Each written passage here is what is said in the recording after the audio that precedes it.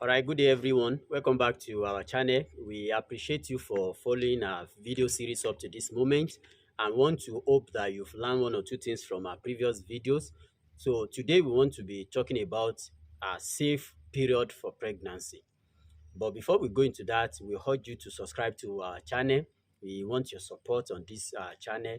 Also, we want you to like our videos. Always share our videos so that others can learn from what we are doing. And at the same time, we want to learn from you. So we want to have your opinion on the comment section by giving feedback on our videos. Also, if you have advertisements, we are here for you. And also, we are open for sponsorship and any form of support. Thank you so much. So today, like I said, we'll be talking about safe period for pregnancy. Wow, that's a very interesting topic, and I know so many people will want to uh, listen to this and also want to see what we are going to say today. When we say safe period for pregnancy, what does it mean? It may mean two different things entirely, but guess what? Today, we want to talk about how to increase your chances of getting pregnant. In some other contexts, it may mean how you want to do, not for you to become pregnant. So which means the second aspect is talking about contraceptive, which is talking about the techniques that will help you to avoid getting pregnant, even if you have your sexual intercourse. But today, of course, we want to talk about increasing your chances of getting pregnant. And this is for those who are expecting the blessing of marriage, those who want to be mother and father in the house. So today we want to see how to increase your chances of getting pregnant. Let's delve into the discussion. Like I rightly said earlier, pregnancy is the joy of every expecting mother. And we pray that our good Lord grant every expecting mother the fruit of wedding. All right, having done the introduction, in this video, we want to see how we can increase the chances of getting pregnant. And of course, do you know that you can even target a gender for your child? Like if you want a male child or a female child, is there anything you can do to achieve this? Well, check our video catalog. We'll be releasing a video where we'll be talking about how you can target gender for your child. Of course, this is science and it's not going to give you 100% accuracy. Of course, it's going to give you something closer to that if you are able to do the expected. And luckily enough, your body biology and physiology support what you are doing. In order to be able to increase the chances of one's getting pregnant during sexual intercourse, there are some things that we need to take note of. There are some things that we need to know. So, of course, for every woman to be at the reproductive age, it means two things must be occurring in this woman. The first one is ovarian cycle, and the second one is menstrual cycle.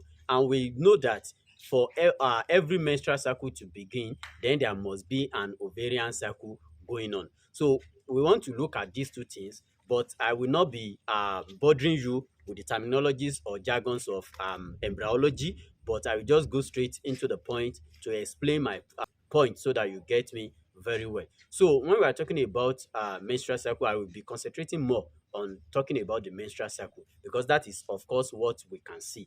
The ovarian cycle is what is happening inside, and it is very abstract for us to explain for everyone except those who are in this particular field. So today we'll be looking at how we use the menstrual cycle to increase the chances of getting pregnant. So the first day in which the woman see a blood, that is the first day of menstrual cycle. So you have to mark your calendar. You have to know when you start this cycle.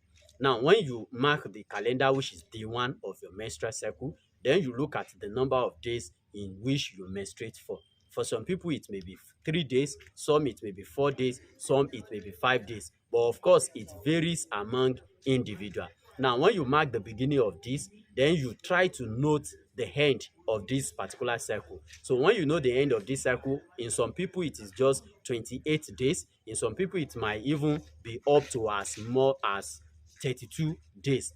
And in some people, due to some disease condition or the other, it is usually more than 32 days.